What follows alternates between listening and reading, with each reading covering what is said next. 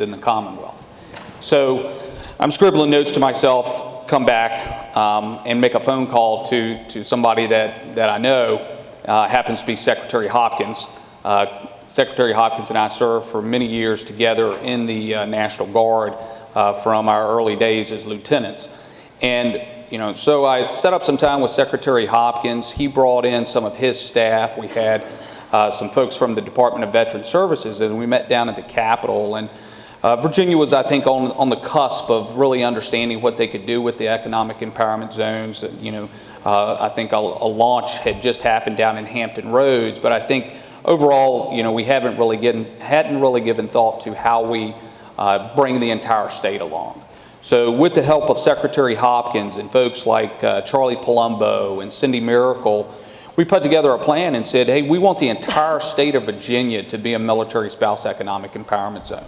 And we wanted to take a regional approach to this. And that's where we came up with the concept of 4 launches across the state. And I don't want to steal any of Charlie's thunder maybe later of just how successful those have been.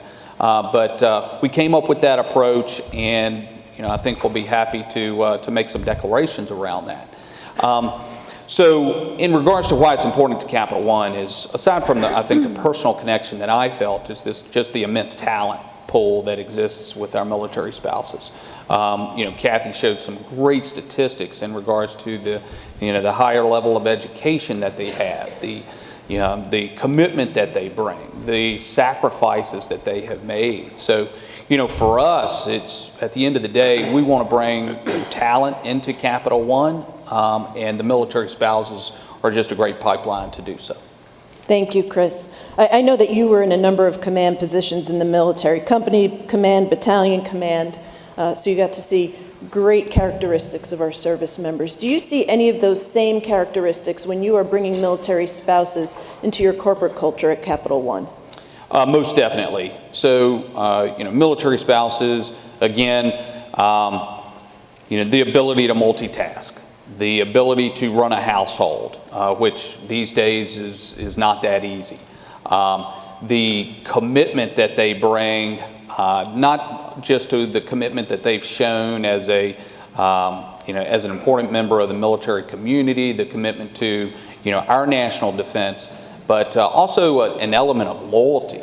The loyalty they have displayed to their family, their spouse, the branch of the military that their service member happens to be in.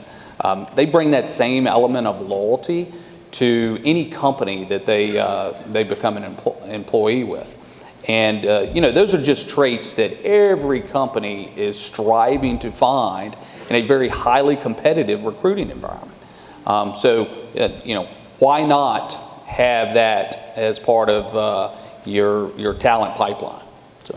Awesome. I was out yesterday briefing some HR professionals, and they threw a couple scenarios at me. What would you do if this happened and you were employed by us, or if this happened? And I thought, oh, lady, there's nothing you can throw at me for this population that we can't handle. I always think that if you bring a military spouse into your corporate culture, we're making you bigger, better, stronger, faster, and leaving you better than we found you.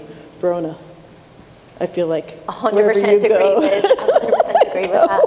I was just thinking to myself, and then I can touch on a little bit, but I was just thinking to myself that any military spouse that I work with in Google, you throw something at them, they're like, right, what's next, come on. So they're giving me my action items, and also they also keep me on my toes. And, enough said there. We don't want you to rest. No. Well, there's no danger in that. Tell me a little bit, how does Grow with Google approach supporting military spouses? Because over the last year and a half, we've really watched Grow with Google come to the forefront and position themselves to be a leader in this space. Oh, thanks, Liz. So Grow with Google, just to take a quick step back, Grow with Google is Google's program to bring economic opportunity to all Americans. So when we think about our tools, programs and features, the sense and the idea is to make sure that we level the playing field where possible and make sure that everyone across the US has equal opportunity.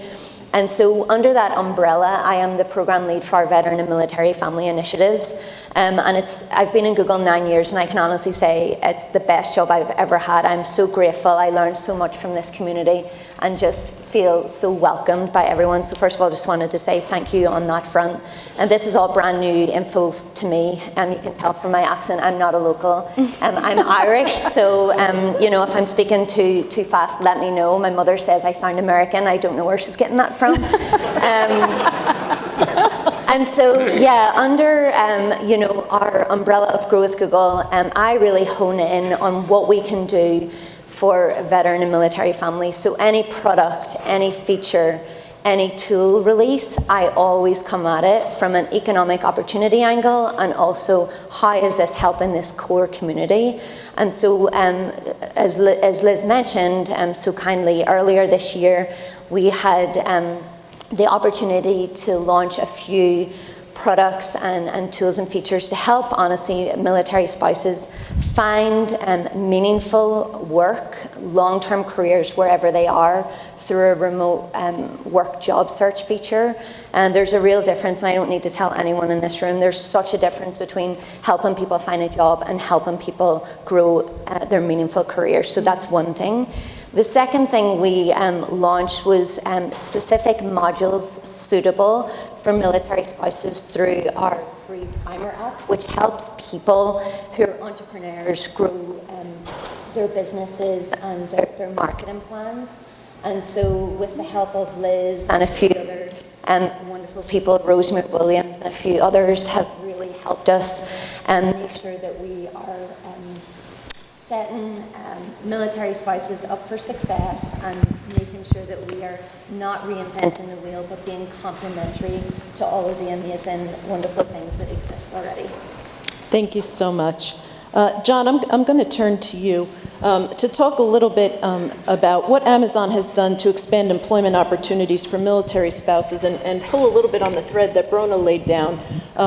The other hat that I wear is I'm the chairman for the Small Business Administration for their Veterans Affairs Advisory Committee. So we're not just seeing traditional employment opportunities at Amazon emerge, but we're also seeing opportunities on how to build your small business, and would love to hear more about what Amazon's doing for military spouses. Thanks, Liz. So in 2016, Jeff Bezos went to the White House as part of the Joint Forces initiative and agreed to hire 25,000 veterans and military spouses. And that's been really the impetus for us to get more serious and study the problem. And I think one of the first things we learned about hiring military spouses is you can't just simply market more jobs to that population, just screen more resumes and do more calls, because there are more barriers to actually making the hire occur than just access to the population. So, I mean, we had to really, after probably almost a year of trying to move the needle, kind of dive deeper internally, understand what was going on.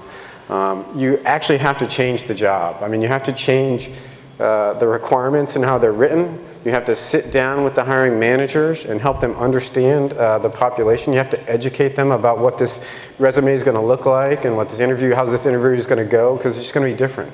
And if they stay in their traditional model, then you're not going to move the needle on the military spouses. So that's probably the first thing that we learned, is you actually have to go in. And the size of Amazon, that's a lot of hiring managers.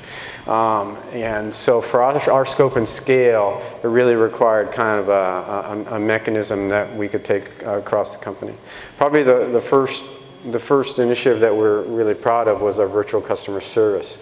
And to really make that happen, we actually had to establish clear goals that the hiring community had to do to bring in military spouses, and hired more than 3,000 military spouses into virtual customer service. So super excited about that. And it's a role that's a really neat fit, because it's completely mobile, completely flexible in hours.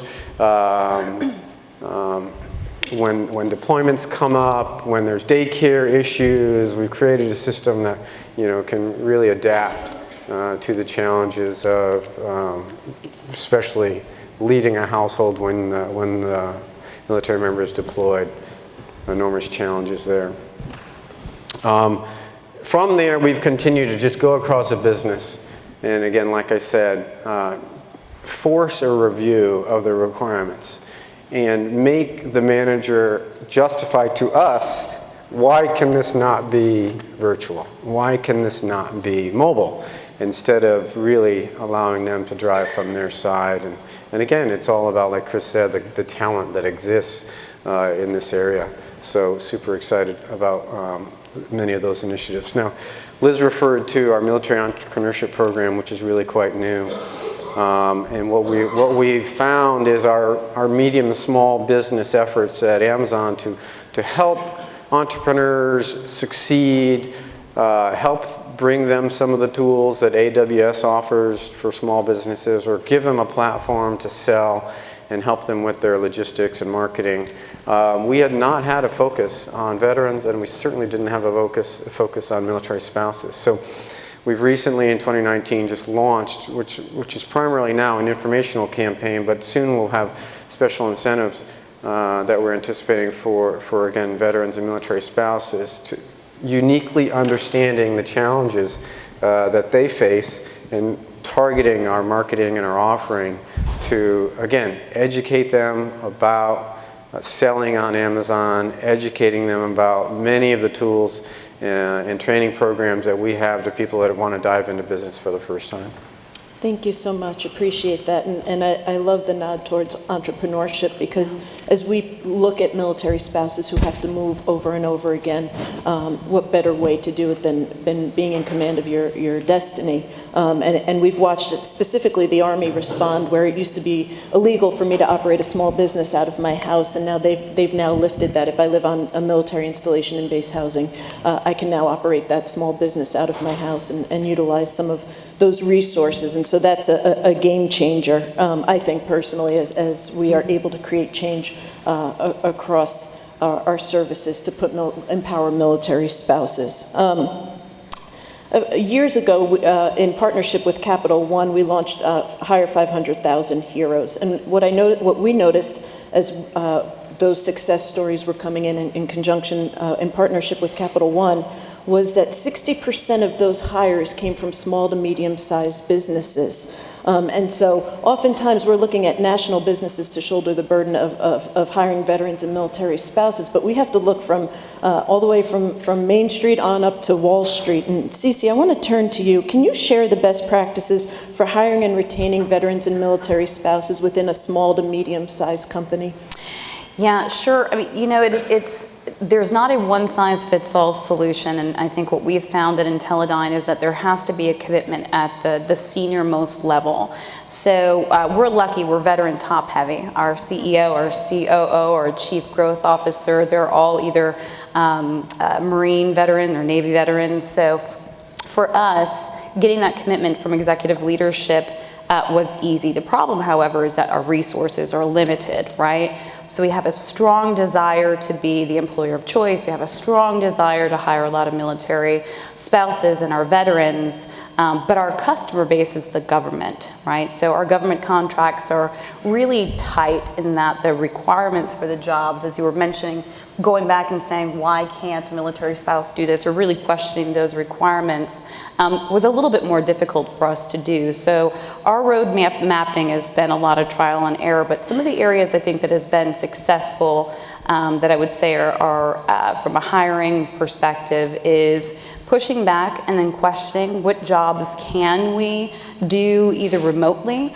or which positions, particularly with corporate, any position that opens up at corporate now, the biggest emphasis is, can this be done by a military spouse, and what are the requirements essentially that we're looking for, and how flexible are we there, and then building out a roadmap to try to have opportunities for military spouses. And we've partnered with, you know, the HOH Fellowship Program for military spouses, so we're very excited about that. We have some plans in the future to continue to build that, but from a retention perspective, you know, even the unique challenges of the spouse and the veteran are different, and you do have to kind of tackle it differently.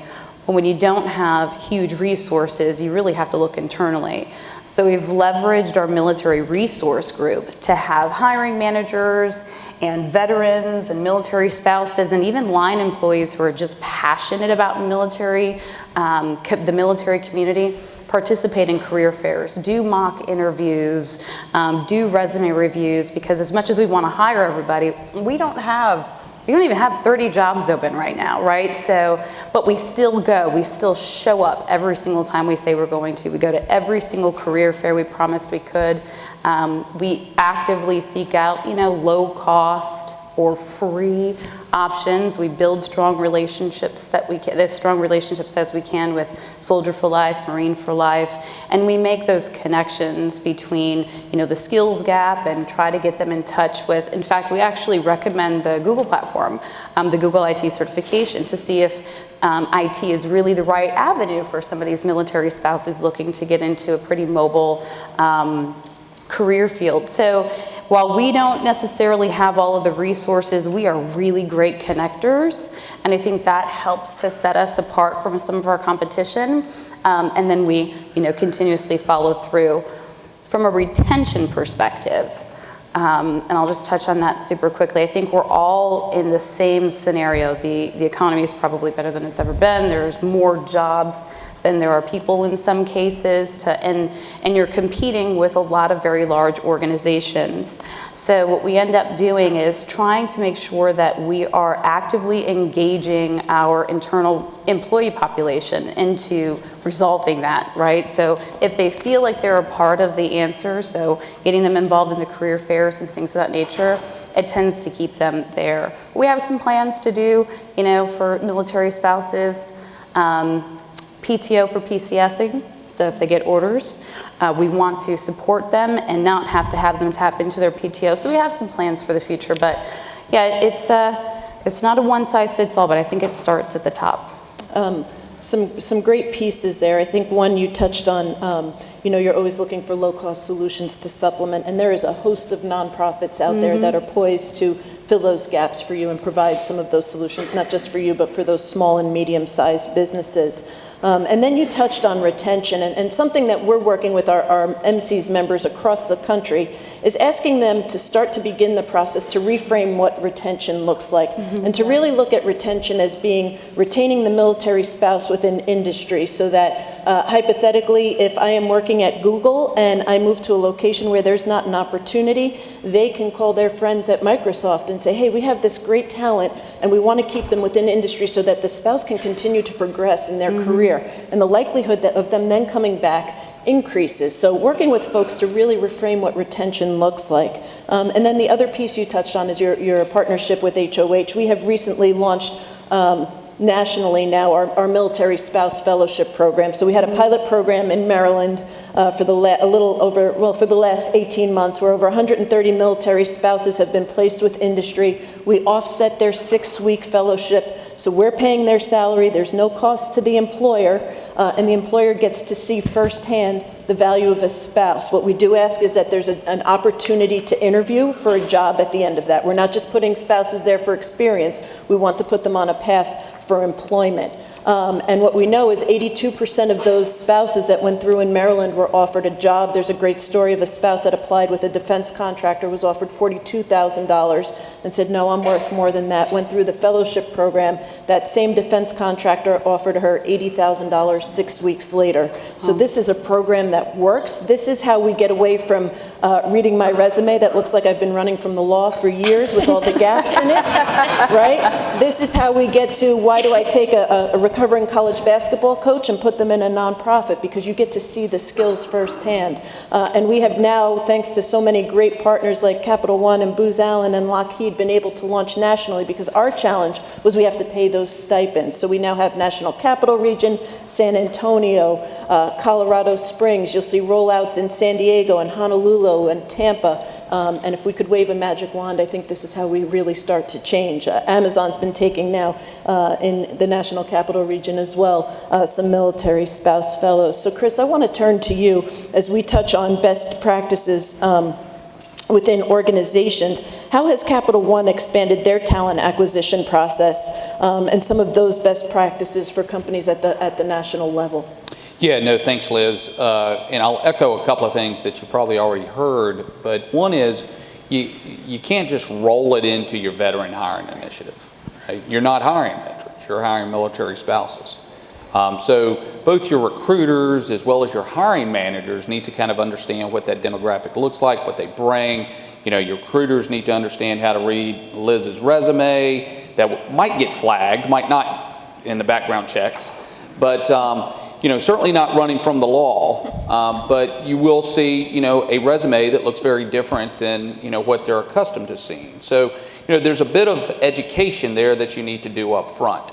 The other piece too is I think we approach you know, kind of our talent pipeline through 3 pillars. One is recruit, engage, and develop. All right, so once you get them in the door, how do you get them engaged? How do you make them feel part of the associate community at your company? Within our employee resource group, we have somebody that manages our military spouse programs. So again, they're not veterans, they're not service members, they're not reservists. They have different needs. They want to feel part of a slightly different community at times based on those needs. So how do you get them engaged? And you can do that through volunteerism and all of the other efforts that you may have, you know, going on within the company, because they'll always want to remain part of the military community and be close to those efforts. And then lastly is the develop side of it, is not only, again, how do you develop them as employees, how do you provide them educational opportunities to grow and develop, but, you know, how do you do that with their hiring managers? How do you help them to develop, to be a good manager for a military spouse or a veteran? And so I think if you look at it across, you know, those pillars, then, you know, you'll have a good holistic approach versus just trying to get them in the door and feeling like that's mission accomplished. Thank you. John, can you talk a little bit about the opportunities military spouses might have to upskill or reskill as they go into the Amazon pipeline? Yeah, I mean, these programs are highly competitive. They're extremely popular. Some of them, of course, we partner with you on at Hiring Our Heroes. But I'll just name a couple. We partner with Pacific Mountain and WorkX, and that's largely to bring in recruiting coordinators. And so if you're not familiar with some of these programs, I'll mention the AWS apprenticeship as well. But basically, you know, it allows the military spouse to come into Amazon for weeks to receive training, mentorship, again, over the shoulder, on the job training with a offer, full-time employment offer at the end. We have a pretty good percentage, 80 to 90% full-time employment at the end of all of our programs. Like I said, the Pac Mountain WorkX program is in Maryland and Washington State. These are largely driven by the rules around the grants that are being utilized on what state you can use them in. But they allow us to bring in, really, you require no experience in the roles. So you can come in and we take you right from the beginning. We partner you up into Amazon. We partner you with another military spouse that's already in the company. So you get that like experience. And again, it's about a 6 to 8 week training program with an offer at the end. Amazon has a much larger program. About 95% of it is military veteran or military spouse. It's focused here in the Northern Virginia area, and it is cloud technology, it is data center technology. There's some really high-end roles. It's software development engineering, software network engineers. It can be as long as 31 weeks. It is followed, the 31-week training program is followed by a year-long on-the-job training opportunity, which at any point in that year, if you meet the qualifications for the role, you can receive a full-time offer at any time during that year. Again, really, really popular program. It's our philosophy, as was described up here, is about providing a career, not just a job. So trying to move more and more people into the technology space and give them a good solid foundation and where we think jobs are expanding. Actually, we know jobs are rapidly expanding in cloud and data center space, and we love seeing veterans and military spouses raise their hand to come join these programs.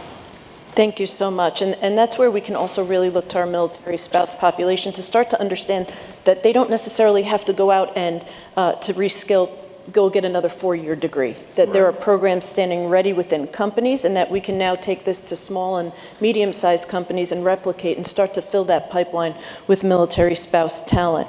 Bronagh, you've spoken about how spouses are entrepreneurial.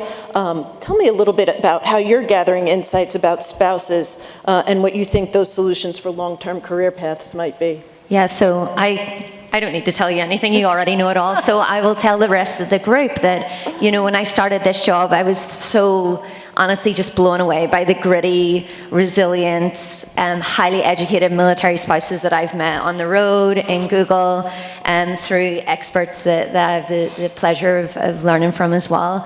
And so we thought, okay, as Google, what can we do to make sure that, you know, whatever tools and programs and features that we have for entrepreneurs, that they're really honed in and speaking to military spouses who, quite honestly, and as everyone in the room knows, they just pick up where they are and just get on with it. And so as we started digging into the data, there was not a lot of insights really, or findings that we could put our finger on that would help us make a decision in Google. All of the decisions we make in Google are data driven. And so I, as I normally do, just turned to Liz, because she always has the answers. And I was like, Liz, what do we do about this? I really want to make sure that we're honing in on this area, but there's not a lot of data and insights that I can point to bring to the product and engineering teams.